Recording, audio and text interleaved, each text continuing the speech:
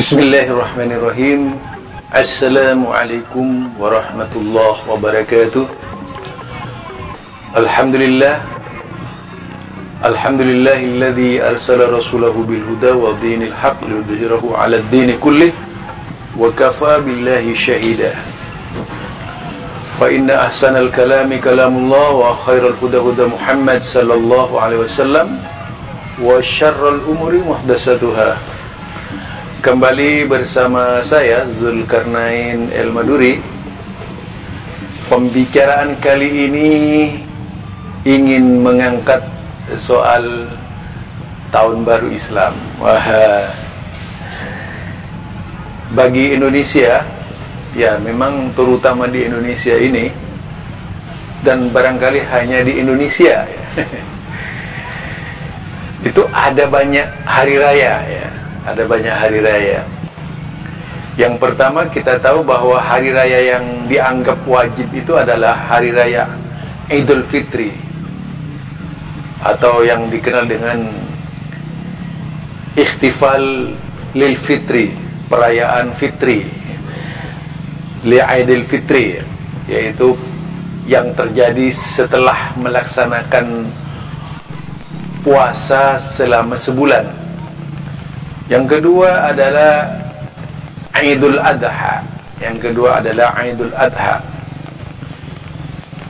Hari raya yang biasa dilakukan saat masuk bulan haji.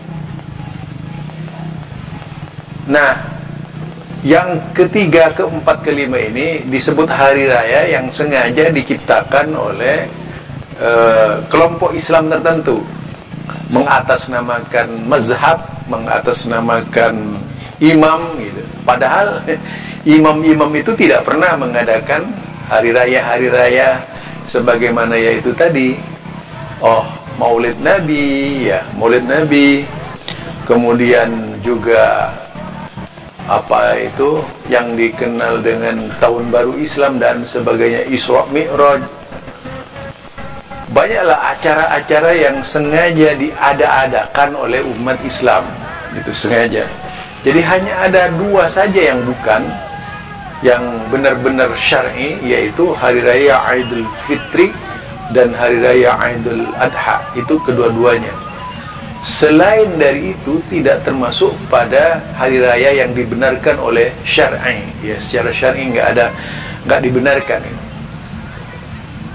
Karena hari raya atau ihtifal, perayaan yang terjadi di mana-mana itu, seperti Tahun Baru Islam, seperti Maulid dan sebagainya, adalah sebuah peristiwa yang terjadi jauh sesudah Islam.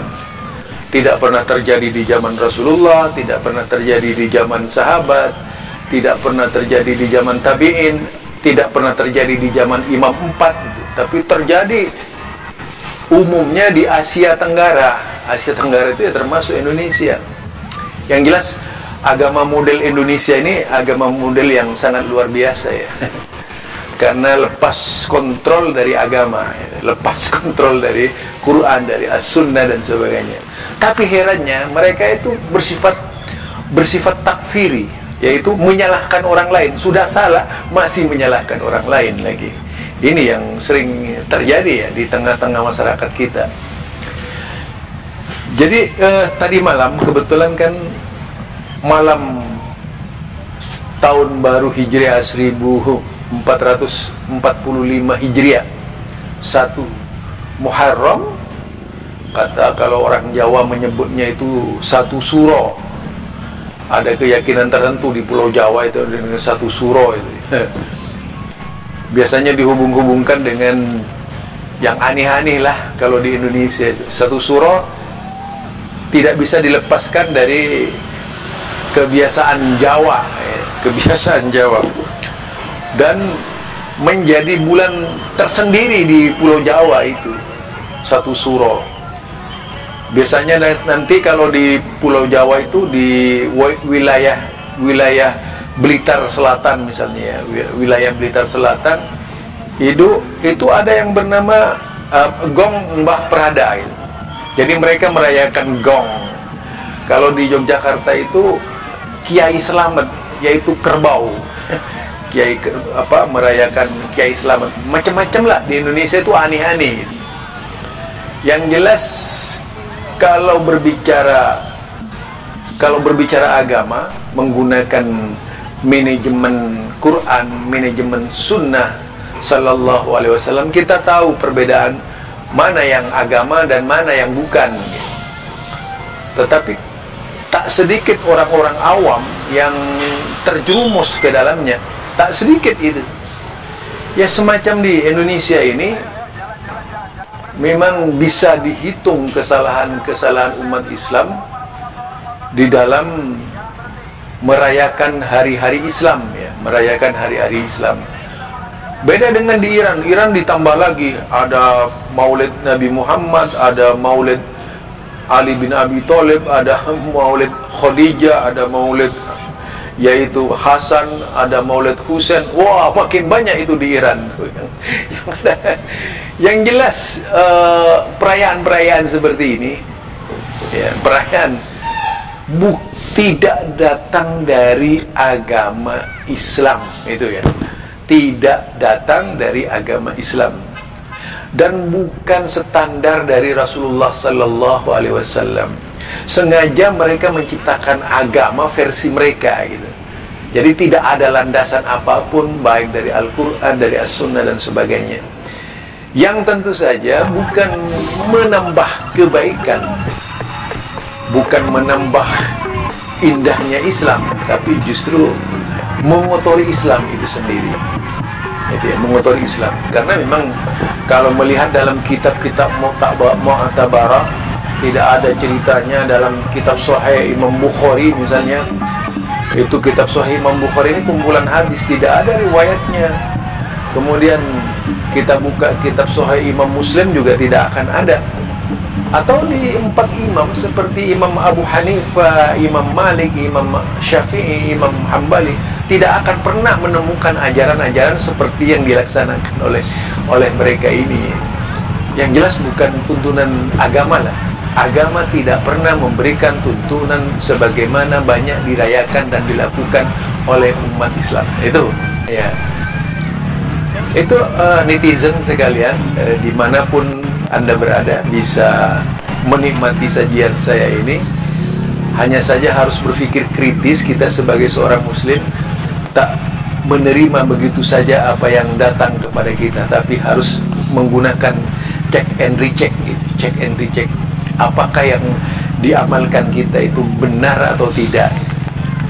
Tentu saja kebenaran itu menggunakan yaitu parameter Quran, menggunakan parameter sunnah. Kalau sudah tak sesuai dengan Quran, tak sesuai dengan sunnah, jelas bukan datang dari Islam.